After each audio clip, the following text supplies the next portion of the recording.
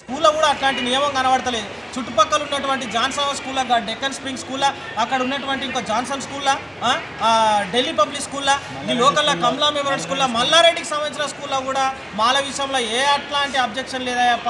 వాళ్ళు యూనిఫామ్ లేకుండా ఇంకా మాల నల్లటి బట్టలు వేసుకొని అయ్యప్పని పూజించుకుంటూ పోతున్నారు. కానీ మరి ఈ స్కూల్లో ఎందుకు ఇట్లా మరి తీసుకురండి మరి మొత్తం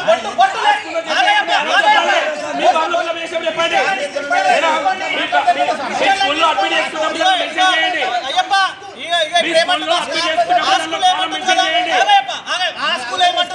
ఆ స్కూల్ ఏమంటుంది కదా, బొట్టు పెట్టుకున్నటువంటి ప్రతి విద్యార్థిని కూడా ముందు తీసిచ్చి పంపించండి. క్రిస్టియన్లని మతంలో అర్థమైందా?